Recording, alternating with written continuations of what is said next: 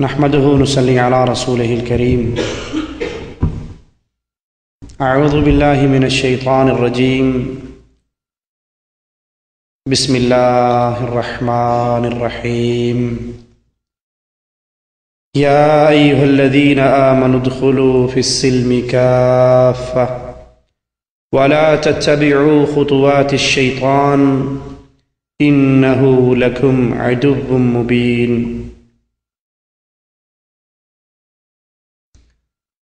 بر صغیر کے مسلمان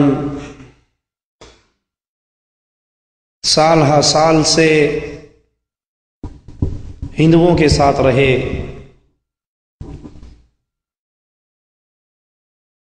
تو ان کی زندگی پر ہندوازم کی چھاپ بڑی واضح طور پہ نظر آتی ہے.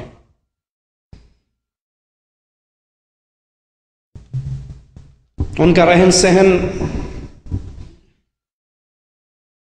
ان کی تہذیب و تمدن، اٹھنا اور بیٹھنا، معیشت اور معاشرت، وہ ہندوؤں کے رنگ میں رنگی ہوئی ہے.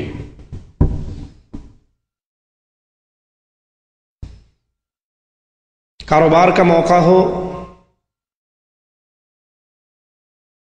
تو مسلمان ہندو بنیے کی طرح سود لیتا اور دیتا ہوا بھی نظر آتا ہے.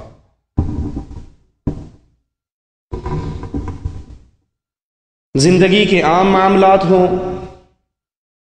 پیدائش سے لے کر مرنے کے بعد تک کے معاملات، وہ مسلمانوں کی اکثریت، خاص طور پہ بر صغیر کے مسلمانوں کی اکثریت، اس کے اندر ہندو رسم و رواج کے اندر مسلمان ڈوبا ہوا ہے. اور تو اور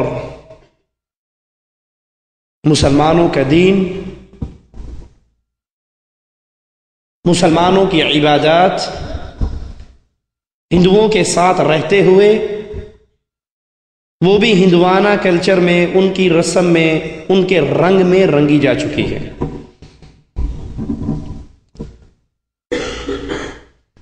ہندو اگر مندر کو پوجتا ہے، مندروں میں رکھے ہوئے بتوں کو پوجتا ہے، تو کلمہ پڑھنے والے درگاہوں میں بنی ہوئی قبروں کو پوجتے ہیں. وہ ان قبروں کو غسل دیتے ہیں، ہندو اپنے بت کو غسل دیتا ہے. ہندو اپنے بت پر نذر و نیاز پیش کرتا ہے، یہ بھی مرغے اور بکرے کی نیاز پیش کرتا ہے.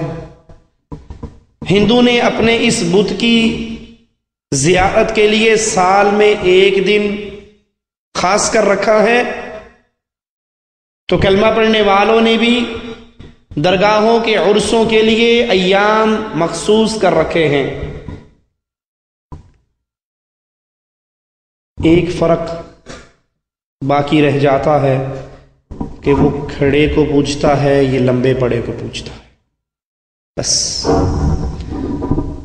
ہندوؤں کے مذہب میں برہمن ان کے مذہبی معاملات میں آل ان آل ہیں، جو چاہے کہے، اس کو روکنے ٹوکنے والا کوئی نہیں ہے.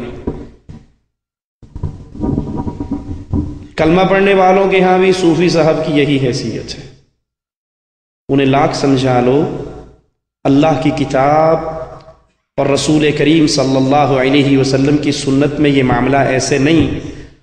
وہ کہتے ہیں جی بات تو ٹھیک ہے لیکن ہمارے بزرگوں نے فرمایا ہے. بزرگ غلط نہیں کہہ سکتے. ہندو مذہب کے اندر دین کا سارا ٹھیکیدار برہمن ہوتا ہے.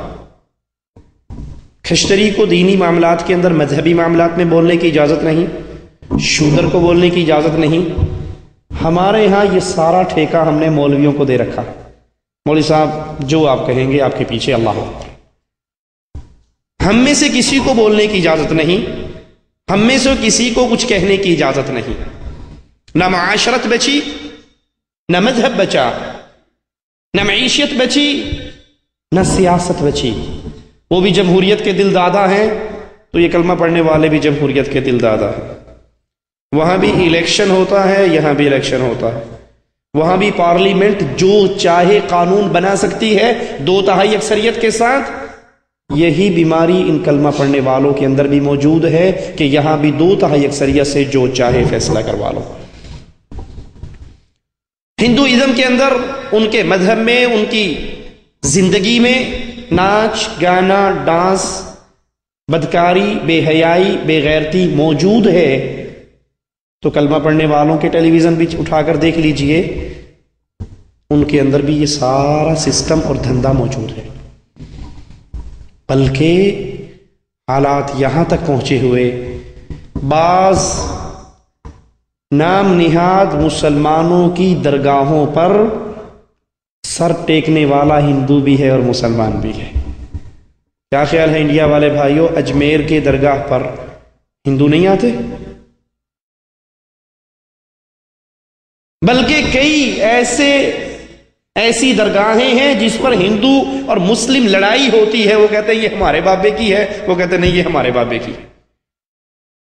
اسی طرح زندگی کا ایک معاملہ وہ شادی اور بیاہ کا معاملہ ہے.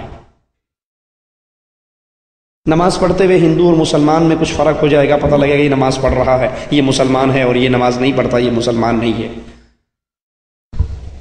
لیکن شادی ایک ایسا معاملہ ہے، بر صغیر کا مسلمان الا من رحم ربی جب شادی کا موقع آتا ہے عبداللہ اور رام چندر کی شادی میں کوئی فرق نظر نہیں آتا. کوئی دیکھ کر نہیں پہچان سکتا یہ عبداللہ کی شادی ہو رہی ہے اور یہ رام چندر کی شادی ہو رہی ہے. الف سے لے کر یہ تک A to Z جتنی رسمیں ہندو اپنی شادی پہ کرتا ہے، مسلمان ہونے کا دعوے دار وہ ساری رسمیں اپنی شادی پہ کرتا ہے. اور دلیل کیا دیتا ہے؟ میرا ایک ہی پتر ہے جی، ایتھے نہیں ریج لانی دے پھر کتھے لانی، میرا ایک ہی بیٹا ہے. مولوی صاحب اپنا ذرا دین سنبھال کے رکھو، اپنی حدیثیں اپنے پاس رکھو. آج خوشی کا دن ہے، آج ہمیں اپنی مرضی کر لینے دو، آج ہم جو چاہیں گے وہ ہوگا. اور یاد کر لو مسلمان کو پہچاننا ہو تو 2 ہی موقع ہوتے ہیں، خوشی اور غمی کے. خوشی اور غمی پہ پتہ لگتا ہے یہ اللہ کا ماننے والا ہے یا اللہ کا باغی ہے. شادی کی ابتدا سے لے کر منگنی کے اوپر ہندوؤں کو دیکھ لیجئے، وہ منگنی کریں گے اور دھوم دھڑلے سے منگنی ہوگی، ہزاروں روپے اس منگنی پہ خرچ ہوگا، کئی لاکھ روپے منگنی پہ خرچ ہو جاتے ہیں. اور ویسے ایک پتے کی بات بتاؤں، جتنا پیسہ منگنی پہ زیادہ خرچ ہوتا ہے اتنی جلدی ٹوٹتی ہے، اور پھر لڑائیاں ہوتی ہیں، ہم نے منگنی پہ اتنا خرچ کیا تھا ہمارا پیسہ واپس کرو. شادی کا لمحہ آتا ہے، یہ مسلمان دلہا چل رہا ہے، یہ ہندو دلہا چل رہا ہے. ان دونوں کو دیکھ لیجئے، اس نے بھی سیرا باندھا ہوا ہے، اس نے بھی سیرا باندھا ہوا ہے. اس کے گلے کے اندر بھی نوٹوں کے ہار بھرے ہوئے ہیں، اس کے گلے کے اندر بھی نوٹوں کے ہار. لا حول ولا قوت الا باللہ. یہ مسلمان کی بارات چل رہی ہے، یہ ہندو کی بارات چل رہی ہے. اس بارات کے پیچھے بھی 400 آدمی ہیں، بھلے وہ 400 آدمی کرائے پہ ہی لانے پڑے، لیکن ناک اونچی کرنے کے لیے بارات میں 400 آدمی لائے جاتے ہیں.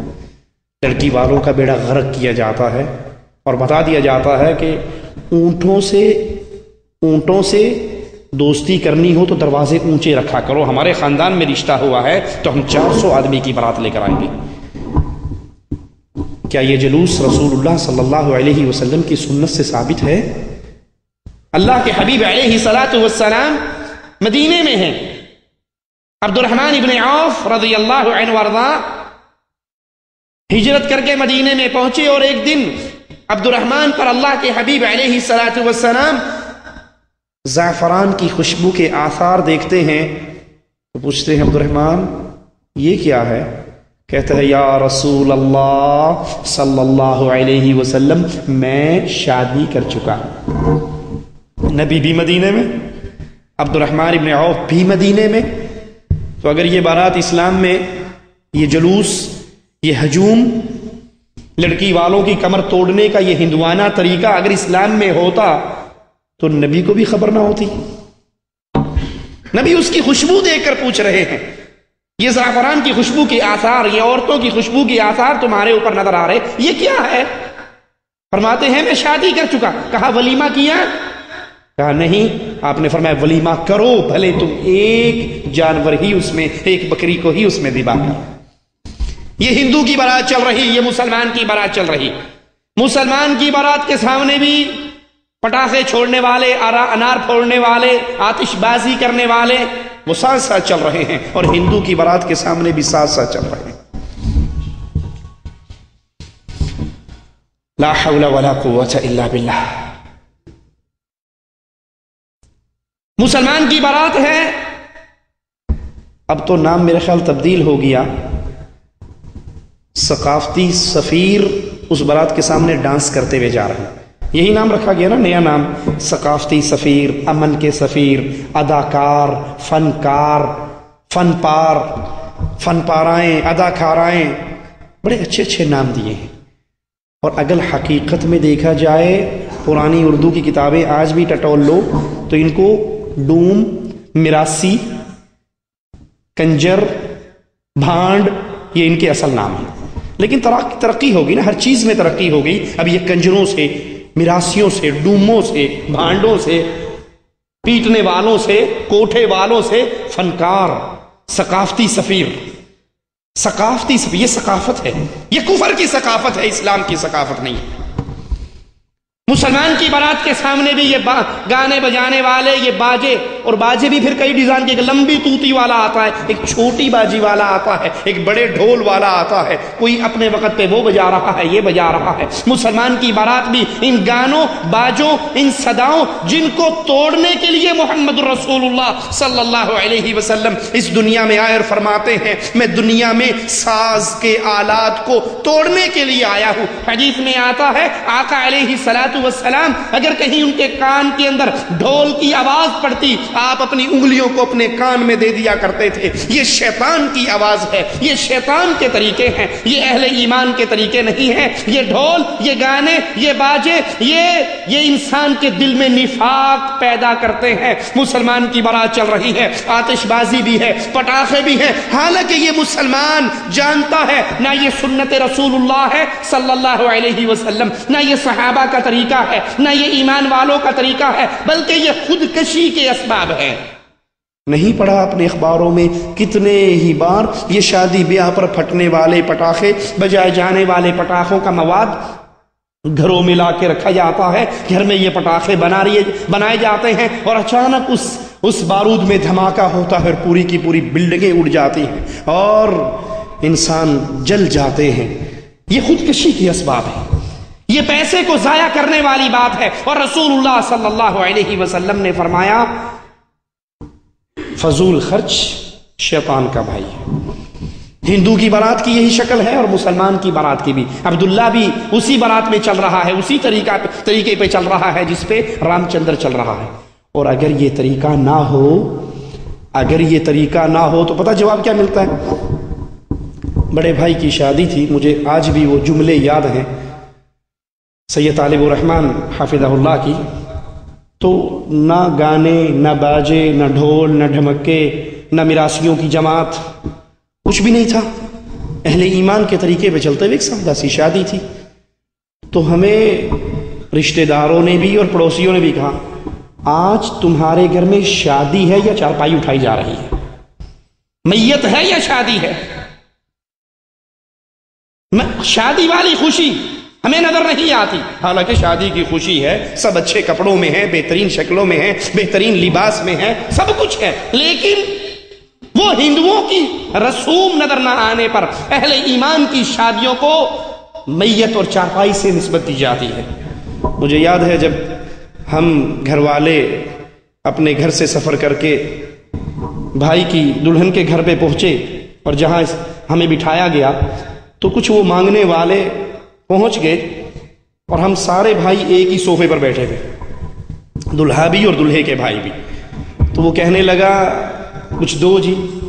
لڑکی کا بھائی کہنے لگا 500 روپے اس دور میں نکال کے کہ یہ 500 روپے تیرے، مجھے یہ بتا ان میں دلہا کون سا ہے، یہ بتا دے دلہا کون سا ہے، 500 دوں گا. اب ساروں کی داڑھییں ہیں، سب نے اچھے کپڑے پہنے ہوئے ہیں، سب کے سر پہ بہترین رومال ہے، وہ کبھی اس پہ ہاتھ رکھتا ہے کبھی اس پہ ہاتھ رکھتا ہے، اس بیچارے کو یہی نہیں پتا دلہا کون سا. یہ ہندوؤں کی رسمیں، یہ باراتوں کے جلوس، یہ ڈھول اور ڈھمکے، یہ گانے اور باجے اہل ایمان کے طریقے نہیں ہیں. اور یہ شادی کے موقع پر 400 500 لوگوں کو اکٹھا کر کے لڑکی والوں کے گھر میں جا کر کھانا ان کے پلے سے کھانا، یہ ان کے اوپر ظلم اور زیادتی ہے جس کی شریعت کے اندر کوئی اجازت نہیں ہے. لڑکی لے کر واپس چلے، پھر وہی طریقہ ہے، وہی گانے ہیں، وہی باجے ہیں، وہی صدائیں ہیں. سوچئے اللہ کے لیے سوچئے، کیا مہندی کی رسم مسلمان کے گھر میں نہیں ہوتی؟ کیا تھالیوں میں مہندیاں سج کر اس پہ موم بتیاں لگا کر لڑکے والے ناچتے ہوئے روڈ کے اوپر ڈانس کرتے ہوئے عورتوں اور مردوں کا مخلوط اجتماع چلتا ہوا لڑکی والوں کے گھر جا کر ایک رات پہلے مہندی کی رسم کر کے نہیں آتے؟ ڈوب کے مر جائے وہ کلمہ گو جو اپنے آپ کو مواحد کہلاتا ہے، متبع سنت کہلاتا ہے، اور پھر ہندوؤں کی ان رسموں پہ عمل بھی کرتا ہے. رفادین کی حدیث اسے بڑی پیاری لگتی ہے، ہاتھ سینے پر باندھنے کی حدیث اس کو بڑی اچھی لگتی ہے. اور جب یہ زندگی، یہ محمدی زندگی اس کے سامنے آتی ہے، وہ کہتا ہے جی آج تو خوشی کا دن ہے، آج تو ہمیں اپنی مرضی کر لینے دو. آقا علیہ الصلوۃ والسلام کو ماننے والا زندگی بھر کبھی اپنی مرضی نہیں کر سکتا، وہ ہمیشہ وہ کرتا ہے جو محمد نے فرمایا ہے صلی اللہ علیہ وسلم. ابٹن کی رسمیں، مہندی کی رسمیں. پھر لڑکی اور لڑکا گھر پہنچ گئے. اب دلہن والے اس لڑکے کو پکڑ کر عورتوں کے پہلے یہاں پڑھ کے سلامی پڑتی ہے مردوں میں، اور پھر اس کو عورتوں کے اندر سلامی کے لیے لے جایا جاتا ہے. اور بے بہا عورتیں ہیں جو بن ٹھن کے آئی ہوئی ہیں، شادی کے لباس میں ہیں، شادی کے ڈریس میں ہیں، میک اپ سے سجی ہوئی ہیں، اور اس کو لا کر ان عورتوں کے درمیان میں بٹھا دیا جاتا ہے. اللہ کے لیے ایک سوال کا جواب تو کبھی اپنے دل میں اس پہ غور کرنا، اس کی شادی ایک سے ہوئی ہے، یہ باقی ساری اس کی کیا لگتی ہے؟ دلہے سے کبھی کوئی اٹکیلی کر رہی ہے، کبھی دلہے سے کوئی اٹکیلی کر رہی ہے، کبھی کوئی جس سے اس کے لیے پردہ لازم ہے، جو اس کے لیے نامحرم ہے، اس کو عورتوں میں لا کے سجا کر دلہن بنا کر بٹھا دیا جاتا ہے. اور اسی طرح ولیمے پہ مردوں کے اندر لڑکی اور لڑکے کو سٹیج پہ سجا کر بٹھا دیا جاتا ہے. کیا یہ محمد کریم کا دین ہے؟ بیوی ابھی گھونگھٹ لے کر بیٹھی ہے، لمبا سارا گھونگھٹ، ابھی منہ دکھائی بھی نہیں ہوئی، اور سالی محترمہ کڑوا دودھ لے کر اس دلہے بھائی کو پلانے کے لیے پہنچ جاتی ہے. بیوی اس کی وہ ہے جس کا بھی اس نے بوتھا بھی نہیں دیکھا، جو چھپی بیٹھی ہے، اور اس کی سالی اس کے ساتھ اٹکیلی کر رہی ہے. جی سالی آدھے گھر والی، سالی تو بہن ہوتی ہے، اور یہ بہنوئی تو بھائی ہوتا ہے. پھر یہ جو دونوں بےغیرتی کرتے ہیں اور اخبارات میں چھپتا ہے کہ وہ بہن بھائیوں کا کام ہے. یہ سالی اس کے لیے نامحرم ہے، یہ سالی اس کے لیے پردے کا رشتہ دار ہے، اس کے لیے پردہ کرنا لازمی ہے. اور پہلے ہی دن وہ سالی کبھی اس کی جوتی چراتی ہے، کبھی کنڈی پکڑتی ہے، کبھی دروازہ پکڑنے کی رسمیں ہوتی ہیں، کبھی جوتی چرائی کی رسمیں ہوتی ہیں، کبھی دودھ پلائی کی رسمیں ہوتی ہیں. لوگوں، قرآن حکیم کی جو آیت میں نے پڑھی اس کو اپنے دل میں اتار لو. یا ایھا الذین آمنوا ادخلوا فی السلم کافہ. اگر مسلمان بننا ہے تو سر کے بالوں سے لے کے پاؤں کے ناخن تک اسلام میں داخل ہو جاؤ. اسلام کوئی لنگڑا لولا دین نہیں ہے کہ نماز اسلام سے لے لیں اور جمہوریت کفار سے لے لیں، روزہ اسلام سے لے لیں اور شادی بیاہ کے طریقے ہندوؤں سے لے لیں. یاد کرنا یہ آیت اتری کب تھی؟ عبداللہ ابن السلام رضی اللہ عنہ وارضا یہودیوں سے مسلمان ہوئے، ہفتے کے دن عبادت زیادہ کرتے تھے، اونٹ کے گوشت کو ناپسند کرتے تھے، حرام نہیں کہتے تھے، صرف ناپسند کرتے تھے. آسمان والے نے اپنی کتاب میں یہ آیت اتار دی، اے اہل ایمان ادخلوا فی السلم کافہ، اسلام لائے ہو تو اسلام میں پورے کے پورے داخل ہو جاؤ. نماز بھی محمدی، روزہ بھی محمدی، حج بھی محمدی، جہاد بھی محمدی، صدقہ بھی محمدی، شادی بھی محمدی، نکاح کے طریقے بھی محمدی. اگر یہ نکاح محمد کریم صلی اللہ علیہ وسلم کی سنت پہ نہیں ہے اور یہ ہندوؤں سے لی گئی ان کی ساری رسموں پر آپ نے عمل کرنا ہے، تو کس منہ سے ہم مسلمان ہونے کے دعوے دار ہیں؟ اسی طرح لڑکی ابھی گھر سے نہیں چلتی کہ ٹرک لڑکے والے پہلے بھیج دیتے ہیں. جہیز کا سامان ٹرک لدے ہوئے، منگنی بات پکی ہوتی ہے تو لسٹیں آنی شروع ہو جاتی ہیں، اور ہر گزرتے ہوئے دن کے ساتھ اس لسٹ میں کسی نہ کسی چیز کا اضافہ ہوتا ہے. اللہ کی قسم میں ایسے لوگوں کو جانتا ہوں ذاتی طور پہ. ان کی شادی ہوئی اور ان کی سالی کی 10 سال کے بعد شادی ہوئی. بڑی بہن کی شادی ہو گئی، سب سے چھوٹی کی 10 سال کے بعد شادی ہوئی. اب جب وہ اس کا جہیز کا سامان چلا تو وہ جس کی 10 سال پہلے ہوئی تھی نا، اس نے بھی آ کے لسٹ پڑھی. اچھا، پھر گھر جا کے لڑائی شروع کی. تیری ماں نے مینو تے واشنگ مشین نہیں دیتی سی تے انہوں کیوں دیتی؟ مینو بھی آ جائے گی. مجھے واشنگ مشین اس دور میں نہیں ملی تھی، اس کو ملی ہے. میرے سامان میں یہ چیز نہیں تھی، اس کے پاس ہے. اور یہ بیچارہ باپ اپنی بچیوں کو سکون سے گھروں میں بسانے کی خاطر اس بغیرت کو بھی 10 سال کے بعد واشنگ مشین بیچتا ہے، 10 سال کے بعد سلائی مشین بیچتا ہے، 10 سال کے بعد اس لسٹ میں جو چیز اپنی اس بیٹی کو اس نے اضافی دی ہے، پہلے 4-5 بیٹیوں کو رخصت کر چکا ہے تو سب کے گھروں کے اندر وہ چیز پہنچائی جاتی ہے. یہ جہیز کیا محمد رسول اللہ کا دین ہے صلی اللہ علیہ وسلم، یا یہ جہیز ہندوؤں کا دین ہے؟ ہندوؤں کی زندگی کے اندر یہ عمل موجود ہے. صحابہ کرام کی شادیاں ہوئی، خود رسول اللہ کی شادیاں ہوئی، اللہ کے نبی نے اپنی بیٹیوں کی شادیاں کی. آپ کو جہیز کا کوئی ثبوت کسی حدیث کے اندر نہیں ملے گا. آئیے ذرا دیکھیں اس جہیز کا مطلب کیا ہے. جہیز عربی زبان کا لفظ ہے، اس کا معنی ہے تیار کرنا، انتظام کرنا، سامان سفر تیار کرنا.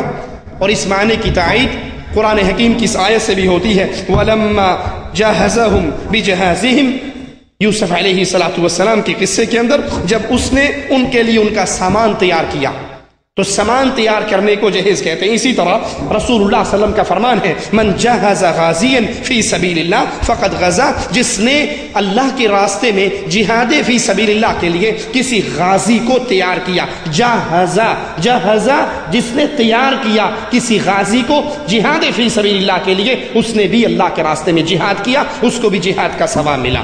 تو جہیز سے مراد سامان تیار کرنا. عرف عام کے اندر اس جہیز سے مراد وہ سامان منزل ہے، وہ گھر کا ساز و سامان ہے جو شادی کے موقع پر دلہن دلہے کے لیے اس کے گھر لے کر جاتی ہے. اور وہ اتنا ضرور ہوتا ہے کہ جس سے دلہا صاحب کی جیب ساری عمر کے لیے کم از کم ان چیزوں کے لیے ڈھیلی نہیں ہوتی، اسے خریدنا نہیں پڑتا. لائف ٹائم اس کو سامان مل جاتا ہے. اور ایک ایک چیز وہ دلہن اپنے گھر میں آنے سے پہلے، اپنے خامند کے گھر آنے سے پہلے ہی ٹرک روانہ ہو جاتے ہیں اور سامان ان کو پہنچا دیا جاتا ہے.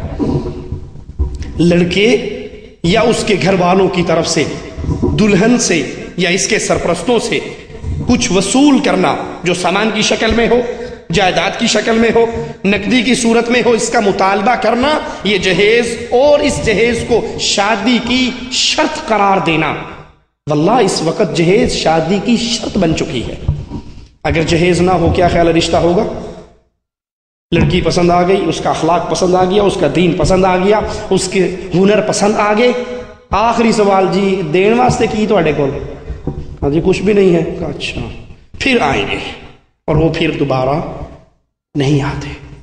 گھر میں بیٹھی ہوئی ہزاروں نہیں لاکھوں وہ لڑکیاں ہیں، مسلمانوں کی بچیوں کی بات کر رہا ہوں، لاکھوں وہ بچیاں ہیں جو گھر بیٹھے بیٹھے شادی کی عمر کو، اس دہلیز کو کراس کر چکی ہیں، اور ان کے گھر آنے والے یہ جان کر کہ ان کو دینے کے لیے کچھ بھی نہیں ہے، بوڑھا آدمی ہے، کلر کا آدمی ہے، غریب آدمی ہے، اس کے پاس کچھ نہیں، ایک مرتبہ یہ پتہ لگ جائے تو رشتے اس گھر کے راستے کو بھول جاتے ہیں. یہ دین محمد صلی اللہ علیہ وسلم نہیں ہے.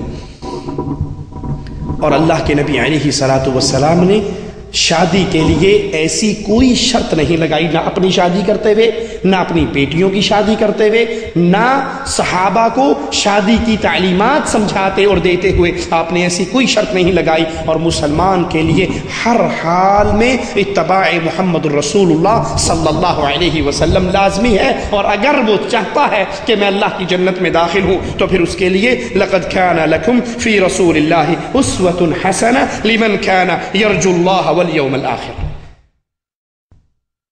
جو اللہ سے ملاقات کی امید رکھتا ہے، جو آخرت کے دن کی ملاقات کی امید رکھتا ہے، اس کے لیے رسول اللہ صلی اللہ علیہ وسلم کامل نمونہ ہے، بہترین نمونہ ہے۔ کس چیز میں؟ نماز پڑھنے میں، روزہ رکھنے میں، حج کرنے میں، زکوٰۃ دینے میں، اور زندگی کے ہر عمل میں۔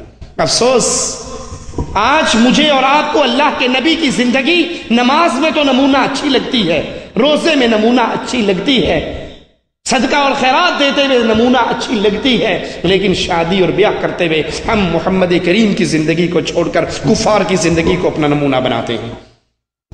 اللہ کے نبی صلی اللہ علیہ وسلم فرماتے ہیں صحیح بخاری میں، جس شخص نے کوئی ایسی شرط طے کی جو کتاب اللہ میں موجود نہیں، تو اس شرط کا اس کا کوئی اعتبار نہیں کیا جائے گا، بھلے اس طرح کی وہ 100 شرطیں لگائے۔ اگر کسی نے نکاح کے موقع پر جہیز دینے کی شرط لگائی، اللہ کے نبی اس شرط کو باطل قرار دیتے ہوئے فرماتے ہیں، اگر کوئی ایسی شرط لگائی جائے جو کتاب اللہ میں نہیں ہے، سنت رسول اللہ میں نہیں ہے، یہ شرط باطل ہے۔ اس طرح کی ایک شرط نہیں، اگر سینکڑوں شرطیں بھی لگا دی جائیں وہ سب کی سب باطل ہیں۔ اور اگر بالفرض بے علمی کی بنیاد پر یا حسن ظن کی بنیاد پر، کتنے امیر آدمی ہیں، اتنے بڑے لوگ ہیں، ضرور جہیز دیں گے، نکاح ہو بھی جائے، نکاح جہیز کی شرط پہ طے ہو بھی جائے، تو اس جہیز کو دینا اسلام کے اندر جائز نہیں ہے، کیونکہ اللہ کے نبی صلی اللہ علیہ وسلم نے فرمایا جو شرط کتاب اللہ میں نہیں، سنت رسول اللہ میں نہیں، اس کا کوئی اعتبار نہیں، بھلے اس طرح کی ایک نہیں 100 شرطیں ہوں۔ اور اللہ کے نبی نے شادیاں کی، آپ کے صحابہ نے شادیاں کی، کسی حدیث کے اندر ان شادیوں کے اندر جہیز کا ثبوت ہمیں نہیں ملتا۔ شادی بیاہ کے جملہ مسائل، شادی بیاہ کے بعد نان نفقے کے جملہ مسائل، بیوی اور اولاد کے اخراجات کے سارے مسائل کس کے سر پہ ہیں؟ جی آواز نہیں آ رہی ہے، کہنا خرچے والی گل کر دے مولوی صاحب، کیوں ساڈے گل پہ مفت چ ملتا ہے، شورے دے نال کوئی بوٹی آ بھی جائے تو تمہیں کی اعتراض ہے؟ ساری شادی کے خرچے یاد کر لیجئے، شادی کے سارے خرچے، بیوی کا سارا خرچ، اولاد کا سارا خرچ، یہ خامد کے ذمے ہے۔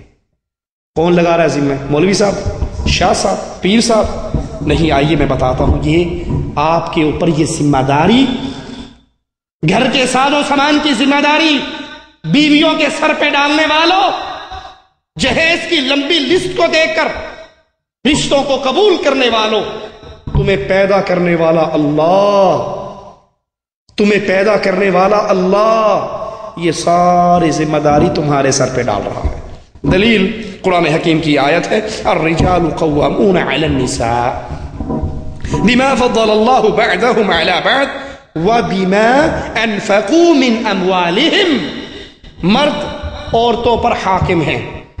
مرد کس پر حاکم ہے؟ سنائیے، جنہوں نے اپنی داڑھی اور مونچھوں کی حفاظت کے لیے بڑھیوں کو پسند کر رکھا ہے ایسے یا نہیں ہے؟ جی آپ کو کیا پتا مولوی صاحب، نیا دور ہے، روشن خیالی کا زمانہ ہے، جمہوریت کا نظام ہے، یہاں پاوے نواز شریف جیت جائے یا بیگم بے نظیر جیت جائے، کوئی بھی جیت جائے، کھوتا جیتے، گدھا جیتے، گھوڑا جیتے، جمہوریت ہے، بس ٹھیک ہے۔ اور مالی کیا کہتا ہے؟ الرجال قوامون علی النساء، مرد حاکم ہے، عورت محکوم ہے۔ عورت کا حاکم مرد ہے، کیوں؟ کیونکہ اللہ کہتا ہے بما فضل اللہ، اللہ نے یہ فضیلت مرد کو دی ہے، بعض کو بعض پہ فضیلت دی ہے، اور اللہ نے مردوں کو عورتوں پہ فضیلت دی، مردوں کو عورتوں کا حاکم بنایا، ایک تو اللہ نے فضیلت دی اور ایک سبب اور قرآن بیان کرتا ہے وَبِمَا أَنفَقُوا مِنْ أَمْوَالِهِمْ، اور مردوں نے ان بیویوں پر اپنا مال خرچ کیا ہے۔ مال خرچ کس نے کیا ہے؟ بیویوں کے مالوں پہ مزے کرنے والوں، ان کے جہیز کے سامان پہ ساری زندگی بے غیرتی کی گزارنے والوں۔ قرآن تو اہل ایمان کی نشانی بیان کر رہا ہے کہ مرد اپنی بیوی پہ خرچ کرتا ہے، اور یہاں مرد اپنا جسم بیچتے ہوئے کہتا ہے جی میں آپ کی بیوی کو، آپ کی بیٹی کو اپنی بیوی بناؤں گا، آپ کے نواسوں نواسیوں کا باپ بنوں گا، مینو کی دیو گے، مجھے کیا دو گے؟ وہ لسٹ پیش کیجئے جس کے ساتھ میں آپ کی بیٹی کو قبول کروں، اور جہیز میں پھرنا، اچھا جی ٹھیک ہے یہ ساری چیزیں، یہ فریج، یہ کولر، یہ ڈبل بیڈ، یہ ڈریسنگ ٹیبل، یہ برتن، یہ شیشے کے، یہ چینی کے، یہ بڑے اچھے ہیں، لیکن دیکھو نا آج کل تو ٹرانسپورٹ کی پرابلم بہت زیادہ ہے، اس میں تو نہ بائک نظر آ رہی ہے نہ کار نظر آ رہی ہے۔ وہ بوڑھا باپ سر جھکا کے کہتا ہے کہ میں اور کہیں سے ڈنڈی مار کے تیرے منہ کے اندر یہ زہر ضرور دوں گا، میری بیٹی کو چھوڑ کے نہ جا، میں تجھے موٹر سائیکل اور کار بھی دیتا ہوں۔ یہ آیت واضح ترین دلیل ہے کہ حق مہر کا مسئلہ ہو یا گھریلو ضروریات درپیش ہو یا نان نفقے کا بوجھ ہو، یہ سب ذمہ داریاں اسلام شریعت محمدیہ مرد کے اوپر اور مرد کے کندھوں پہ ڈال رہی ہے۔ اس کا مطالبہ بیوی سے کرنا، سسر سے کرنا، سسرال والوں سے کرنا، وہ جہیز کی شکل میں ہو یا کسی اور روپ میں ہو، نہ اس کی اجازت شریعت دیتی ہے، نہ اخلاق دیتا ہے، نہ دین دیتا ہے۔ کیوں نہیں دیتا؟ اس لیے کہ جہیز سنت محمد الرسول اللہ نہیں ہے، یہ کرشن جی کا طریقہ ہے، یہ ہندوؤں کی رسم ہے، یہ مسلمانوں کی رسم نہیں ہے۔ اور دیکھیے اس رسم کے پیچھے بھی کیا آپ کو ڈراؤنی شکلیں نظر آئیں گی۔ ہندو اپنی بیٹی کو جہیز کیوں دیتا ہے؟ کبھی غور کیا؟ ہندو اپنی بیٹی کو جہیز کیوں دیتا ہے؟ اس لیے کہ وہ اپنی بیٹی کو وراثت سے محروم کر دیتا ہے۔ وراثت میں ہندو اپنی بیٹی کو حصہ دیتا؟ وراثت میں ہندو لڑکی کا اپنے باپ کی وراثت میں کوئی حق نہیں ہے، لہذا فطری طور پہ باپ جب اپنے لخت جگر کو روانہ کرتا ہے تو اس کو وراثت سے محروم کر کے شادی کے موقع پر جہیز کی صورت میں دیتا ہے۔ اور مالک عز و جل مسلمانوں پر یہ فرض قرار دے رہا ہے کہ لڑکی کا حق ہے وراثت کے اندر۔ یوصیکم اللہ فی اولادکم للذکر مثل حظ الانثیین، لڑکے کو اتنا ملے گا جتنی دو لڑکیوں کو۔ شریعت میں جہیز کے بدلے وراثت کا حق ہے۔ ہندو اس حق سے اپنی بیٹی کو محروم کر کے اس کو جہیز کی شکل میں جو دینا ہوتا ہے دے کے ایک قسم کا اپنے گھر سے نکال کے مار کے فارغ کر دیتا ہے کہ اس کا میری پراپرٹی کے اندر کوئی حق نہیں ہے۔ اللہ کے لیے سوچنا، کفار کی یہ رسم جب ہمارے گھر میں آئی تو کیا ہم نے ان کے نقش قدم پہ چلنا شروع نہیں کر دیا؟ ہم بھی جہیز دیتے ہیں اور باپ کوشش کرتا ہے کہ مرنے سے پہلے پہلے ساری جائیداد بیٹوں کے نام کر جائے۔ ہوتا ہے یا نہیں ہوتا ہمارے خاندان میں؟ کلمہ پڑھنے والے ایسا نہیں کرتے، بیٹیوں کو محروم نہیں کرتے۔ اور اگر بہن اپنے بھائی سے اپنا حق مانگ لے تو وہ بھائی ساری عمر اس بہن کی شکل دیکھنا پسند کہ اس نے حق مانگا ہے۔ اور شیطان سکھاتا کیا ہے؟ اجی مولوی صاحب یہ تو میرا بیٹا ہے نا، میری پراپرٹی میرے بیٹے کے پاس رہے گی تو مجھے سکون رہے گا، اور یہ کسی اور گھر میں جانے والی ہے، یہ تو ہماری زمین کو کسی اور خاندان میں لے جائے گی۔ بیٹیوں سے حق کو چھینا جاتا ہے، بیٹوں کے نام کیا جاتا ہے، اور بھول جاتے ہیں کہ یہ ساری جائیداد تجھے کس نے دی ہے؟ اللہ نے دی ہے۔ جب یہ جائیداد مجھے اللہ نے دی ہے تو میری بیٹی کا حق، میری بہن کا حق اس جائیداد میں کس نے رکھا ہے؟ اللہ عز و جل نے رکھا ہے۔ تلک حدود اللہ، یہ جہیز کو چھوڑ کر، جہیز کو دے کر وراثت سے اپنی بیٹیوں کو محروم کرنے والوں، قرآن کی آیت پہ غور کرنا۔ اللہ حق وراثت کو کیا کہتا ہے؟ تلک حدود اللہ، یہ اللہ کی حدود ہے، یہ اللہ کی مقرر کردہ حدیں ہیں۔ وَمَن يُطِعِ اللَّهَ وَرَسُولَهُ، جو اللہ اور اس کے رسول کی اطاعت کرے، صرف داڑھی رکھنے میں، صرف نماز پڑھنے میں، صرف روزہ رکھنے میں نہیں، زندگی کے ایک ایک عمل میں وہ محمدی بنتا جائے، وَمَن يُطِعِ اللَّهَ وَرَسُولَهُ، جو اللہ کی اطاعت کرے، اس کے رسول کی اطاعت کرے، يُدْخِلْهُ جَنَّاتٍ تَجْرِي مِن تَحْتِهَا الْأَنْهَارُ، اللہ اس کو ان جنتوں میں، ان باغات میں، اپنی ان جنتوں میں داخل کرے گا جن کے نیچے نہریں بہتی ہوں گی، خالدین فیہا، یہ ہمیشہ ہمیشہ اس جنت میں رہیں گے، وَذَلِكَ الْفَوْزُ الْعَظِيمُ، اور یہ بڑی عظیم کامیابی ہے۔ یہ وراثت اللہ کا مقرر کرتا حق ہے، اپنی بیٹیوں کو، اپنی بہنوں کو اس سے محروم کر کے ہندوؤں کے نقشے قدم پہ چلتے ہوئے صرف جہیز دے کر ان کو وراثت کے حق سے محروم نہ کیجیے، یہ اللہ کی حدود ہے۔ اور اگر نہیں باز آؤ گے، اگر نہیں مانو گے، بہنوں اور بیٹیوں کے یہ حق، یہ وراثت کے حصے ان کو نہیں دو گے، وَمَن يَعْصِ اللَّهَ وَرَسُولَهُ وَيَتَعَدَّ حُدُودَهُ، جو اللہ کی، اس کے رسول کی نافرمانی کرے اور اس کی حدود کو پامال کرے، پھر يُدْخِلْهُ نَارًا خَالِدًا فِيهَا وَلَهُ عَذَابٌ مُهِينٌ، اللہ اس کو جہنم میں داخل کرے گا جس میں وہ ہمیشہ رہے گا، اور یہ رسوا کن عذاب ہوگا۔ رسم جہیز ہندو اسم کی رسوم میں سے ایک رسم ہے جس سے ہندو کنیا دان کہتے ہیں۔